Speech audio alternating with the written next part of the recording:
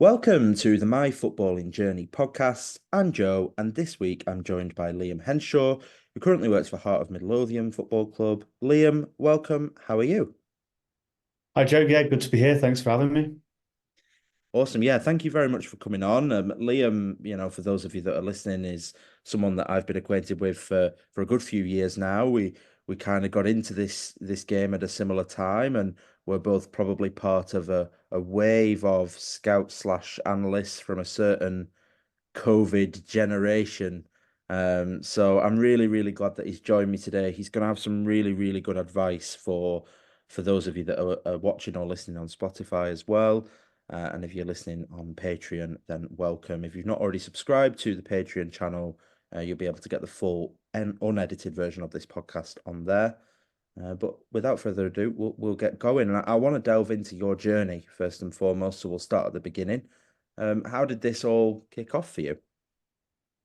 Yeah, so quite traditional sense to start off with. University degree, coaching from 16, FA level one, and always wants to get into football, but completely and utterly hopeless making it professional. So yeah, wants to get as close to that side of the game as possible.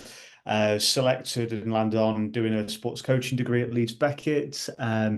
Purely from a standpoint that it was quite diverse. It touched on a lot of different areas and wasn't just specific to coaching. So, strength and conditioning analysis, pediatric physiology, loads of different areas, which is great and something I'd highly recommend if you don't know what you want to do, is trying to select a degree which will give you more strings to your bow. And then yeah, from there in second year, start specializing down pathways, and one of those was analysis, and that sort of captured my imagination.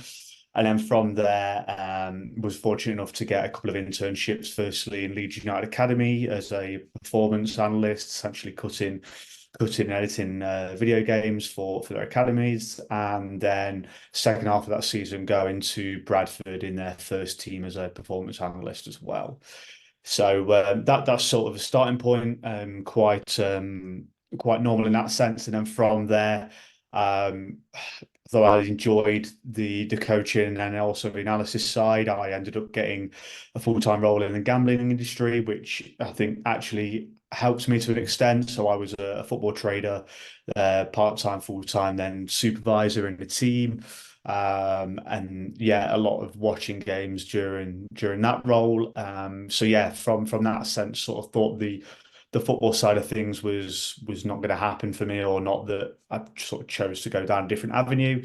And then, as you mentioned earlier, obviously the COVID lockdown period came about, and yeah, saw a lot of people posting analysis online about their teams and stuff. And to be honest, saw Chris Kearney, who's Forest Analytics, put stuff up on Forest, and was like, well, if he can do it, why can't I do it? So started getting a bit of free data, starting out in Excel. Didn't know what Tableau was, so was asking people online about what that is.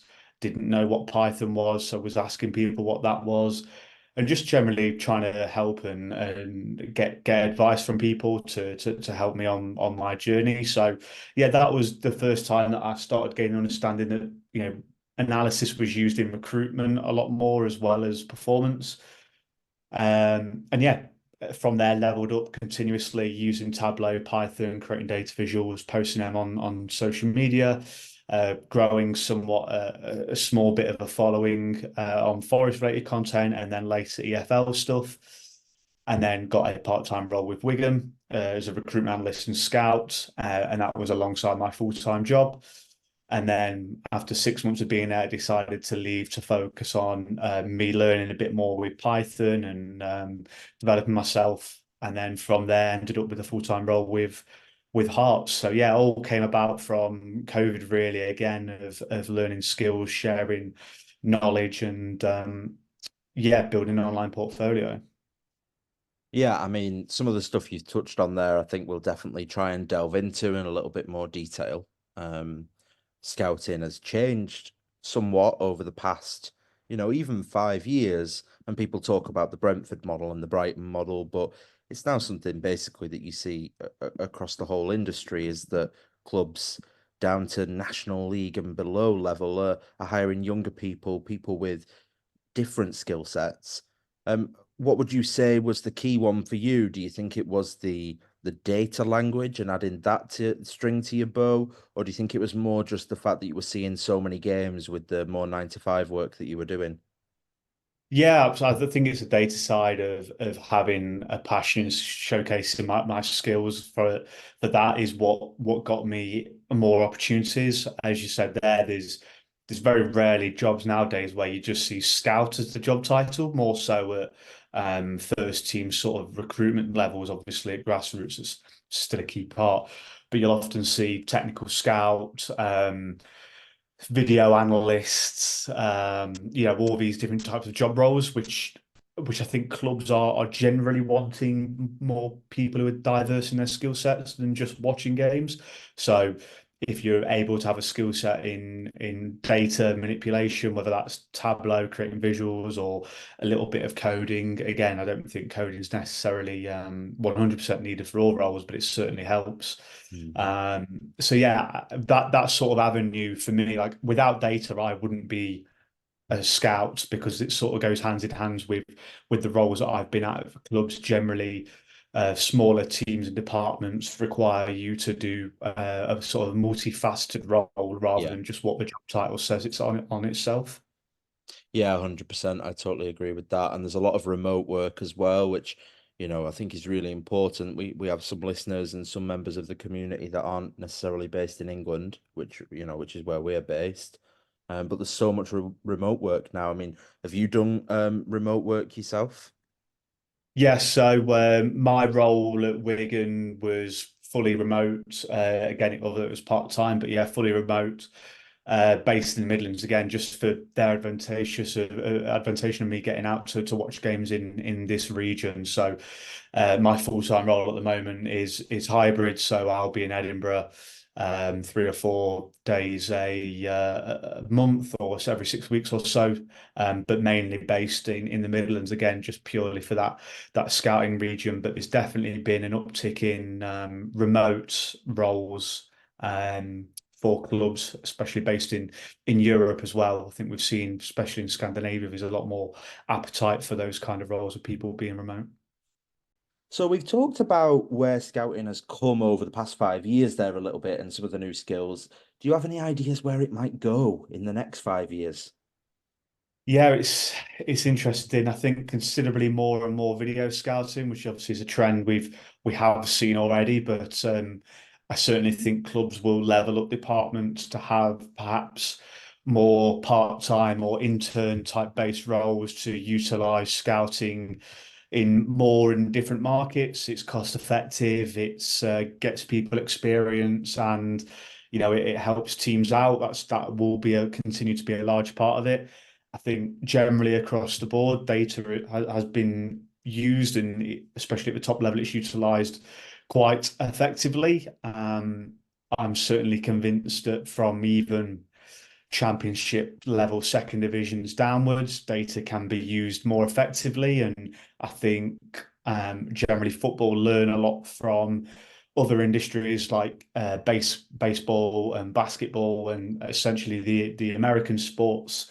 And there's a good quote from a StatsBomb conference saying that football is normally 5 to 10 years behind those sports. So we'll continue to see more developments in terms of data and how that can be used to perhaps effectively, calculate a lot more measures such as finishing and improving of XG models. But in terms of scouting, definitely utilization of more video will continue to grow.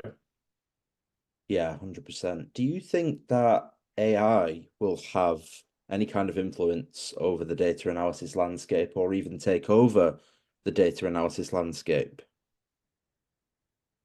Yeah, it's a good question. I think the problem for me within data is that there's so many different people's opinions on perspectives on players, and I think depending on the club and environment that you work in, there's very differing levels of how accepted the data side of things is from a top level downward approach. So from the board, from the head coach, from sporting directors, heads of recruitment, down to data analysts and scouts. So I think there's a hell of a long way to go before AI would have a massive contribution in terms of recruitment. I think that they'll play a large part in perhaps the manipulation side.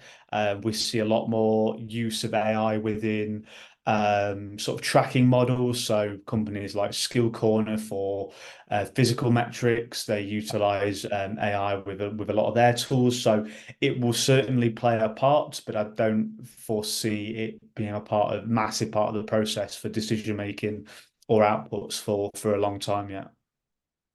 So we're going to talk a little bit about Liam's working week and some advice that he might have for budding scouts. But if you're watching on YouTube or listening on Spotify, this is where you'll leave us. If you want to listen to the full unedited version of this podcast, then you want to check out our Patreon channel. Search for Another Nowhere Man, and for just £5 a month, you'll have access to a wide range of exclusive content, including this specific episode.